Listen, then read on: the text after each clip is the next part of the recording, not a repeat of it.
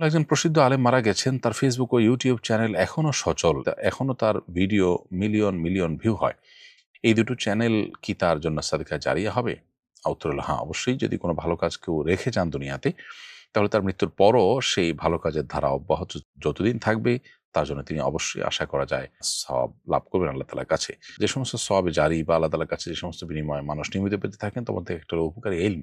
যদি কেউ উপকারী ইলম রেখে যান, তাহলে সেটার সওয়াব তিনি পান। আল্লাহ আমাদেরকে ইখলাস দান করেন, আমরা যেন আল্লাহর কাছে আজরের আশায় এই কাজগুলো করতে পারি। অন্যের বাড়িতে কিংবা রুমে প্রবেশের সুন্নাহসম্মত পদ্ধতি কি? প্রথম কথা হলো আল্লাহ তাআলা বলেছেন, ইয়া আইয়ুহাল্লাযীনা আমানু লা তাদখুলু বুয়ুতান গায়রা বুয়ুতিকুম হাত্তা তাস্তানিসু ওয়া তুসাল্লিমু আলা আহলিহা। হে ঈমানদারগণ, তোমরা যখন অন্য কারোর বাসা-বাড়িতে প্রবেশ করতে যাবে, তখন তাদের অনুমতি প্রার্থনা এবং সালাম দেওয়া ছাড়া প্রবেশ করবে না। এজন্য কারো বাসা-বাড়িতে প্রবেশের আগেই সালাম দেওয়া এবং তার অনুমতি নেওয়া, এটাই হলো কোরআনের নির্দেশনা। বিধায় দুটি আমাদের করতে হবে। আল্লাহ বলেছেন, ওয়া ইন কিলা লাকুম ইরজিউ ফারজিউ। যদি তোমাদেরকে ঢুকতে নিষেধ করা হয়, বলা হয় ফেরত যেতে, তাহলে তোমরা ফেরত যাবে। জোর করে বা অনুমতি ছাড়া কারো বাসায় প্রবেশ করতে যাবে না।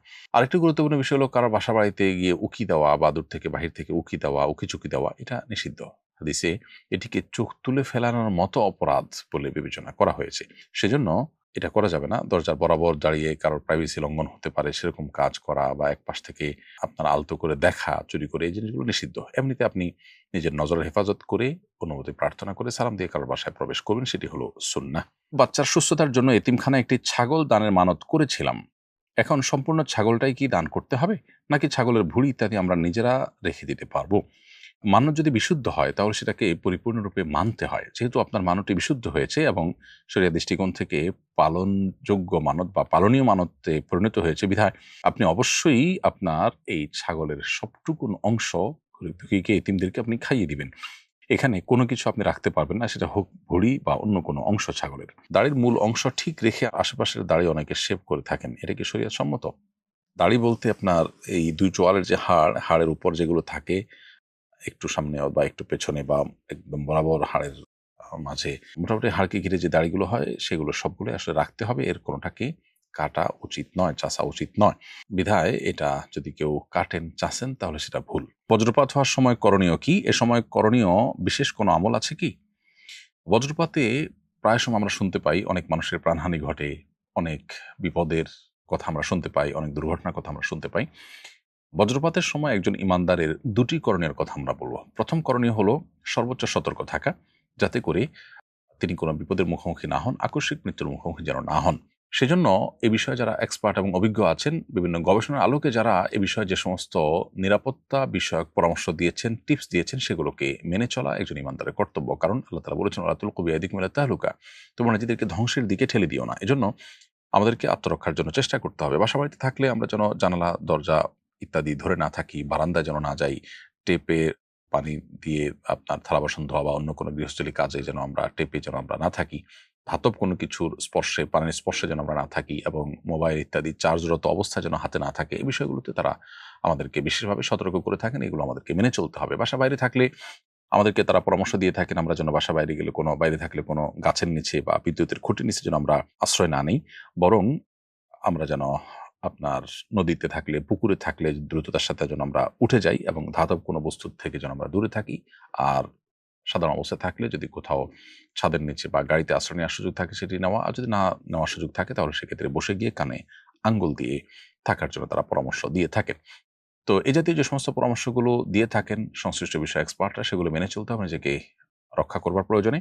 সেই সাথে একজন ঈমানদার তিনি সর্বাবস্থায় আল্লাহ তাআলার স্মরণ করবেন। একটা আসন্ন বিপদ এর শঙ্কা যখন তার হবে, তখন তিনি আল্লাহর স্মরণ করবেন, আল্লাহর আশ্রয় প্রার্থনা করবেন, আল্লাহর কাছে সাহায্য চাইবেন এবং যেকোনো মুহূর্তে ঈমানদার তার মৃত্যু যেহেতু হতে পারে, অতএব আল্লাহর কাছে ঈমানদার অবস্থায় মৃত্যুবরণ করার ব্যাপারে আমাদের সবসময় মানসিকভাবে প্রস্তুতি থাকবে। সেটা তো সাধারণ অবস্থার জন্যই প্রযোজ্য। অতএব এই অবস্থা বিশেষভাবে আল্লাহর কাছে আশ্রয় চাইতে হবে। আল্লাহ যেন রক্ষা করেন, কোনো বিপদ যেন না দেন। আল্লাহ যেন হেফাজত করেন। ঈমানদার আল্লাহর কাছে দোয়া করলে, আল্লাহর প্রতি মনোনিবেশ করলে, একদিকে সেটি আল্লাহ তাআলা কাছ থেকে সাহায্য পাওয়ার জন্য বিশেষ কারণ হবে। দ্বিতীয়ত তার মনোবলকে আল্লাহ তাআলা বাড়িয়ে দিবেন এবং তার সাহস বাড়বে। আল্লাহ তাকে হেফাজত করবেন ইনশাআল্লাহ তাআলা। কোনো কারণে তার মৃত্যু হলেও সেটি আল্লাহর স্মরণরত অবস্থায় ঈমানদারের মৃত্যু হলো, যেটি আরেকটি সৌভাগ্যের কারণ। এছাড়াও মেঘের গর্জন যখন আমরা শুনতে পাবো, তখন একটি দোয়া পড়ার কথা সাহাবী আব্দুল্লাহ ইবনে জুবাইর রাদিয়াল্লাহু তাআলা থেকে বর্ণিত হয়েছে। ইমাম বুখারী রাহিমাহুল্লাহ আল আদাবুল মুফরাদে এটি উল্লেখ করেছেন। তিনি মূলত একটি তাসবিহ, আল্লাহর পবিত্রতা জ্ঞাপন করতেন। যখন মেঘের গর্জন শোনা যেত, অন্য কথাবার্তা বন্ধ করে আল্লাহর দিকে মনোনিবেশ করে তিনি বলতেন, সুবহানাল্লাযী ইউসাব্বিহুর রা'দু বিহামদিহি ওয়াল মালাইকাতু মিন খিফাতিহি। অতএব মেঘের গর্জন হলে আমরা এটি পড়তে পারি। এর বাইরে আল্লাহ তাআলার কাছে সাধারণ অবস্থাতে যেকোনো আসন্ন বিপদ থেকে বাঁচার জন্য আমরা সর্বোচ্চ সচেষ্ট থাকব। এক কবরে একাধিক ব্যক্তিকে কবর দেওয়ার বিধান কি? আমার দাদা দাদি দুজনই অসুস্থ। দাদা ওসিয়ত করেছেন যদি তারা দুজনে একসাথে মারা যায় তাহলে এক কবরে কবর দিতে। তো হলো যে এক কবরে একজনকে দাফন করাটাই হলো সুন্নাহ। অবশ্য বিশেষ ওজরের কারণে যদি এক কবরে একাধিক মানুষের কবর দিতে হয় নিরুপায়, বা একাধিক কবর করা কঠিন হচ্ছে, যেমন ওহুদের শহীদদের ক্ষেত্রে করা হয়েছিল, এরকম যদি হয় তাহলে সেটা জায়েজ রয়েছে। আর বিনা ওজরে এক কবরে একাধিক ব্যক্তিকে কবর দেওয়া এটা মাকরু। এজন্য কেউ যদি ওসিয়ত করে যান সে ওসিয়ত পূর্ণ করা যাবে না, বরং আল্লাহ তাআলা দাফন করবেন। আমি একটা দোকানের ম্যানেজার। প্রতিদিন আমি মাল কিনি, এরপর মালিক থেকে টাকা নিয়ে পরিশোধ করি। আমি যদি বাজারে অন্যান্য ব্যবসায়ীর তুলনায় কম দামে মাল কিনে দোকানের কাছে আরেকটু বেশি দামে পাইকারি বিক্রি করি, এরপর মালিক থেকে টাকা নিয়ে পাইকারি বিক্রেতাকে পরিশোধ করি এবং লভ্যাংশটা আমার থাকে, তাহলে এটা জায়েজ হবে কিনা?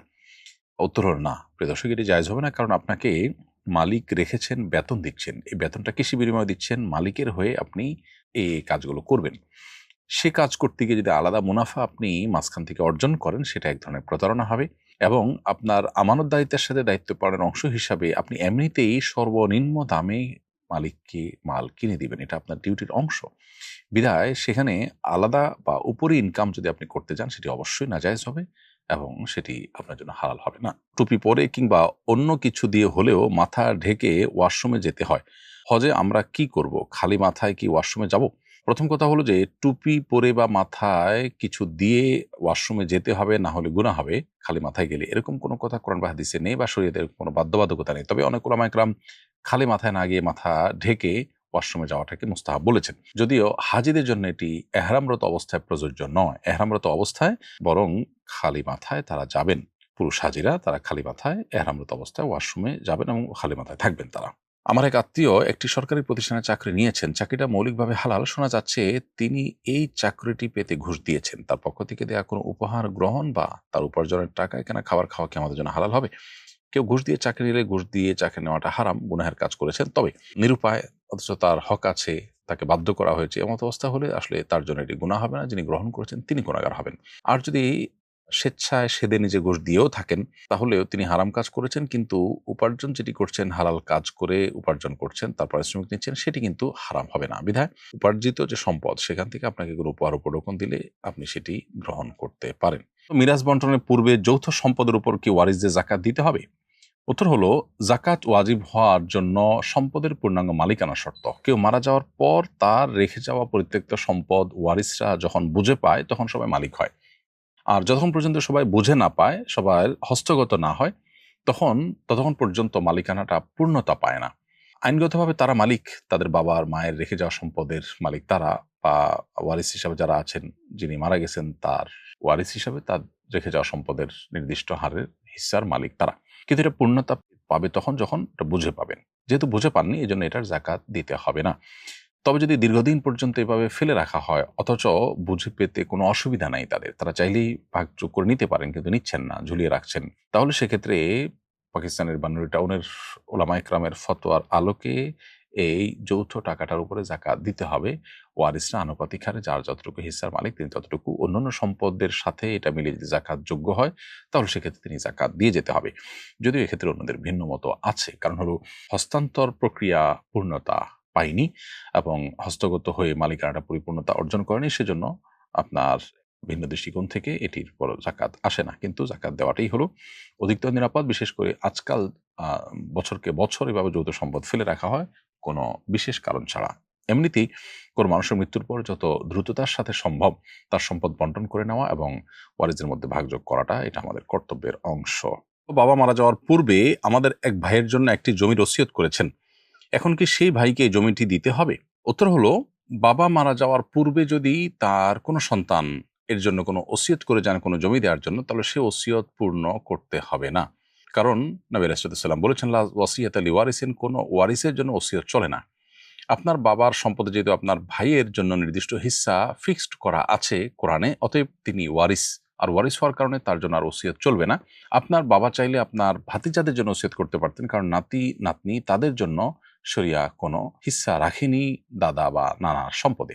ফলে নাতি নাতনিদের জন্য ওসিয়ত চলে, আর যার জন্য হিস্সা নির্দিষ্ট আছে তার জন্য ওসিয়ত চলে না। বিধায় আপনার ভাইয়ের জন্য এই ওসিয়ত কার্যকর হবে না। তবে আপনারা ভাই বোনরা সবাই যদি প্রাপ্তবয়স্ক হন, ওয়ারিসরা অন্য সব ওয়ারিসরা যদি প্রাপ্তবয়স্ক হন এবং সবাই যদি সম্মতিক্রমে, বাবা যেহেতু দিতে চেয়েছেন কিন্তু শরিয়া দৃষ্টিকোণ থেকে দিতে আপনারা বাধ্য নন, অতএব আপনারা বাবার চাওয়ার প্রতি শ্রদ্ধা রেখে যদি নিজেদের দায় দাবি থেকে মুক্ত করে দিয়ে সেটা ভাইকে দেন, সেটা আপনারা দিতে পারেন।